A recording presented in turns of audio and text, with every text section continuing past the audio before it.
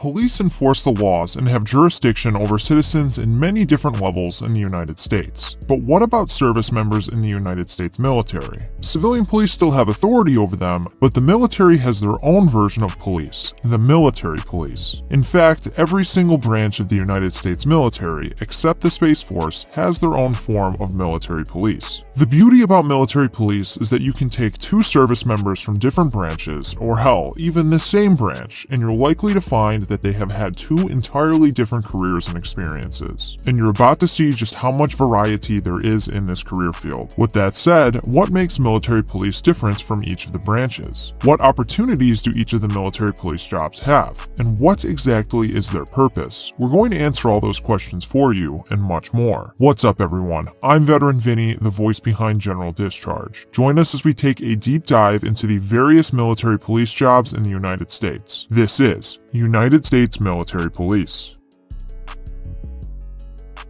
Before we jump into each of the service branch's specific military police communities, we're going to give a quick overview of military police in general. After watching this video, you'll have a decent grasp on what each branch's military police do, and have a better idea of what you'd want to do if you're interested in this field. Military MPs are the cops of the military. While there will be differences in each of the branch's military police jobs, just realize that there will be a large overlap into the overall mission and purpose of the job. MPs will be serving in some form of law enforcement and security capacity, but the stuff they're guarding and patrolling may be different. For example, on any given base, there will be patrol cars operated both by civilian and military police. So in that capacity, which branch the MP is in really won't make a difference. But going into the finer details, you'll come to realize that, for example, in the Navy, they'll be around ships more often, and in the Air Force, they'll be around airplanes more often. All in all, they protect people's lives and property on military installations by enforcing military laws and regulations. Hopefully you get the point we're trying to make. And one last thing before we dive in. We'll answer a burning question many people have about military police. Is it possible to see combat as a military policeman?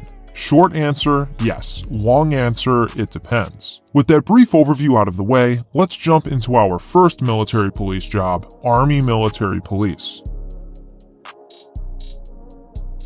The U.S. Army calls their military police, military police. As a whole, they are known as the Military Police Corps. There are 6 different career fields that you can find here. There's a 31 Alpha Military Police Officer, 311 Alpha Criminal Investigations Warrant Officer, 31 Bravo Military Police, 31 Delta Criminal Investigations Special Agent, 31 Echo Corrections Detention Specialist, and a 31 Kilo Military Police Working Dog Handler. But what you won't find in the Army's military police is a job that can protect you from the data brokers who are making a fortune selling your personal information to robocallers, spammers, and other shady individuals on the internet. That's where Aura comes in, today's sponsor. Aura can identify data brokers exposing your info and submit opt-out requests on your behalf. Brokers are legally required to remove your info if you ask them to, but they make it super hard to do. Aura makes it as easy as 1, 2, 3 and handles it all for you. Plus, Aura is super easy to set up and comes with a bunch of cool features like antivirus, VPN, password management, identity theft insurance, and much more, which can all protect you and your family from online threats you can't see. If you use our link aura.com/generaldischarge, you get a 2-week risk-free trial where you'll be able to find out who's been leaking your information and start protecting yourself in minutes. If you're a fan of the disguised voice and face, then join the team and start protecting yourself too. Don't let people continue to exploit and profit off your private information.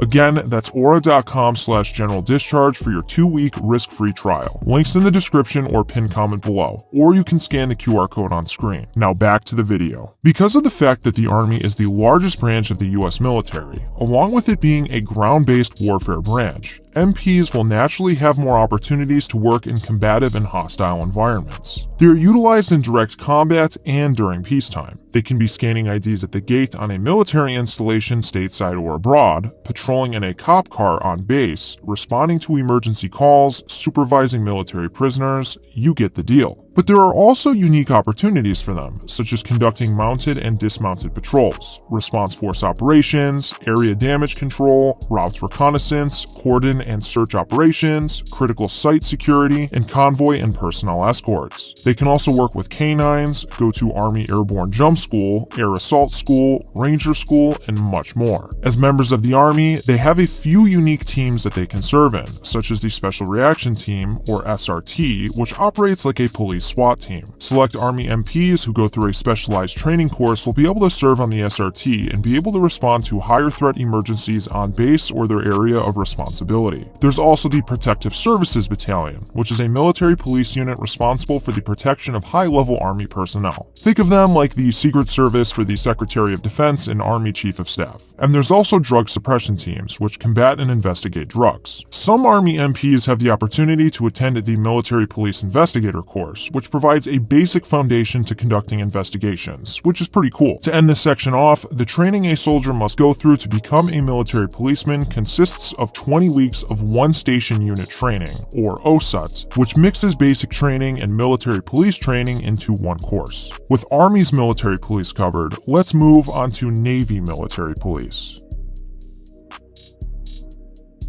The Navy's military police are known as Master-at-Arms, or MAs for short. Unlike what you just saw with the Army, an MA in the Navy is technically considered one job title, no matter what their specialty is. The Navy doesn't have MOSs, it has rates. And since MA is a singular rate, any of their specialties are known as an NEC, or Navy Enlisted Classification. MAs can serve in multiple functions, meaning that if someone wants to be a dog handler, they can't be guaranteed that because it's a specialty, not its own job. While a Navy MA's job is undoubtedly going to be maritime focused, because they're in the Navy after all, it's interesting to note that a decent amount of them never wind up touching a ship. However, there are still billets for them on ships, and they serve their function afloat if anyone acts a fool out at sea and needs to be charged or locked up. That's right, there are brigs on ships, and the MAs are in charge of watching whoever is in them. Aside from ships, Navy MAs can guard prisoners, do patrols, work with canines, assist NCIS, work in waterborne security, conduct limited investigations, guard nuclear missiles with the PRP program, and much more. A super cool yet rare opportunity for MAs is that they can also work with naval special warfare as soft support, being attached to SEAL teams and DevGru, also known as SEAL Team 6. Although an MA can be deployed overseas, because of the nature of the Navy, they will most likely never be a boots-on-ground asset. Plus, a lot of Navy MAs are stationed in the US, and some of them never even deploy. The higher rank they get, the more administrative their role will be in their command. Training opportunities will be highly dependent on the command an MA is sent to, but a unique course that they can attend is the Air Force Phoenix Raven course, but we'll cover what those are in the Air Force section. The Navy A-School training a sailor must go through to become a Master-at-Arms is 9 weeks long at Lackland Air Force Base, Texas, but that may change. A former Navy Master-at-Arms that you may have heard of is Austin Alexander. Some of his older videos have him discussing what his life was like as a Navy MA. We'll leave a link to his channel in the description below for you if you're interested in learning more. With the Navy's military police covered, let's move on to the Marine Corps military police.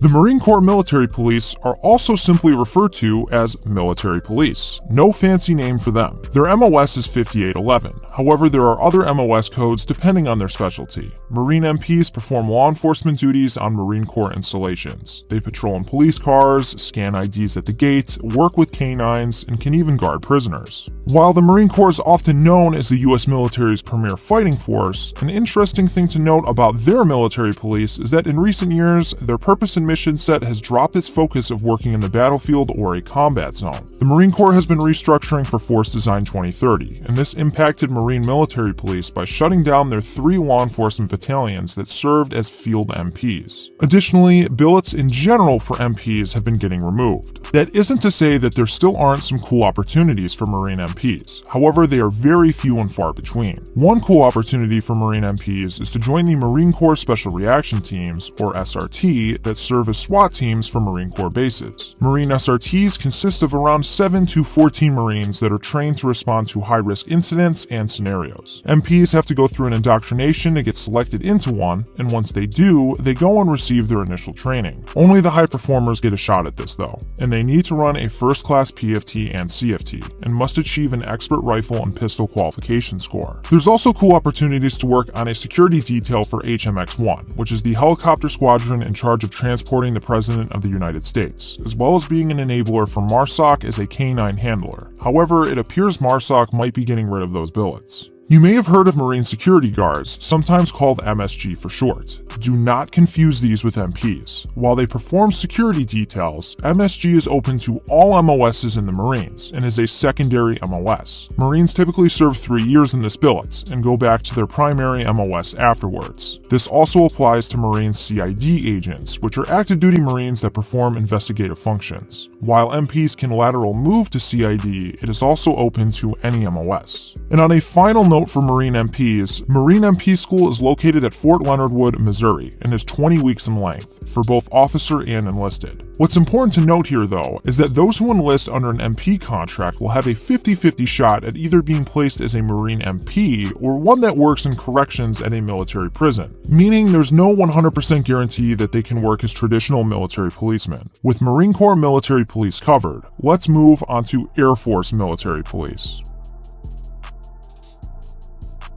The Air Force might get a lot of flack from their fellow service members, but they have some pretty cool career opportunities, and their military police is no exception. However, the Air Force's military police are not referred to as military police, but rather security forces, and can be identified by their blue berets. Their Air Force specialty code is this. Because the Space Force falls under the Department of the Air Force, Security Forces Airmen also do their job for the Space Force. Security forces make up the largest career field in the Air Force. They are responsible for missile security, defending and performing law enforcement on air bases, combat arms, handling military working dogs, and some even guard nukes. And a quick note on the military working dogs. The Air Force runs the military working dog program. The more you know. Not only are security forces responsible for installation law and discipline enforcement, but they are also the Air Force's ground combat force. And as such, they have many opportunities for training that go beyond the typical military police duties. In fact, the amount of opportunities available for security forces airmen is kind of overwhelming. There are a variety of cool billets and units that they can find themselves in. For starters, their version of a SWAT team is known as the Emergency Service Teams, or EST for short, which respond to more intense calls like you'd imagine any SWAT team to do. Then there's Dagger and the Phoenix Ravens. Dagger stands for Deployed Aircraft Ground Response Element. Dagger consists of small teams of security forces airmen that provide security for AFSOC aircraft transiting airfields where security is unknown or inadequate. They go wherever they go and offer force protection, among other things. As for the Phoenix Ravens, these teams consist of specially trained security forces personnel dedicated to providing security for Air Mobility Command aircraft that transit high terrorist and criminal threat areas. Both of these opportunities require candidates to undergo a selection process. And just when you thought there wasn't enough, Security Forces Airmen can also be a part of the Stinger missile program, close precision engagement teams where they can receive sniper training, the Elite Guard, Tactical Response Force, Military Working Horse units, Marine Patrol Flight, 820th Base Defense Group, attend Ranger School, and much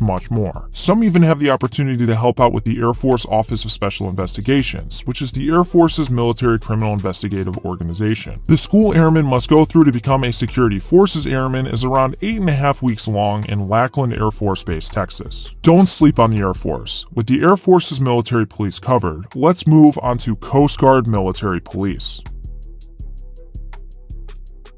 The Coast Guard is a very unique branch of the U.S. military. Because it falls under the Department of Homeland Security, and only under the Department of the Navy in times of war, the way the branch works is a little different than you'd expect, and the way their military police works is a direct consequence of that. Coast Guard military police are referred to as Maritime Enforcement Specialists, or MEs for short. But here's the thing, there is a federal statute that authorized the Coast Guard to enforce U.S. federal laws, giving law enforcement powers to all Coast Guard commissioned officers, warrant officers, and petty officers. So this means that it's not just Coast Guard military police that have these sorts of duties, responsibilities, and powers. It's pretty much everyone. So Coast Guard MEs have a bit of a different focus compared to their other military police counterparts. Because of the Coast Guard mission, they usually stick to enforcing laws under their domestic maritime jurisdiction. They'll primarily deal with drug interdiction, migrant interdiction, fisheries enforcement, and boating safety and patrol. However, some do join the Coast Guard Police Department and perform functions like a typical military policeman.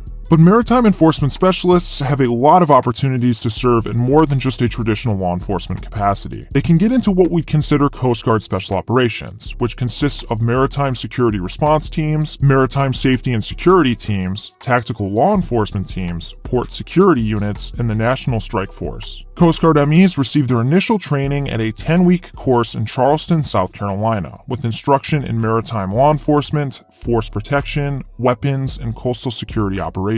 But for those interested in joining this career field, keep in mind that you may have to join the Coast Guard and serve for a couple of years before a slot opens up for ME, as it is a highly sought-after rate. And that just about covers the military police jobs of the US military. Again, big picture, they all pretty much do the same thing. But if you look into the finer details in the down and dirty, you'll notice they are very similar but quite different. Which branch someone joins will have a big influence on the opportunities they have. But how does the US military solve crimes? Military police might enforce the law, but not many of them investigate crimes to solve them. That's where the military criminal investigative organizations come in, like NCIS, CID, and the like. Lucky for you, we have a video that goes over each of these military law enforcement agencies. Scan the QR code on screen or go to the link in the description below to go watch it.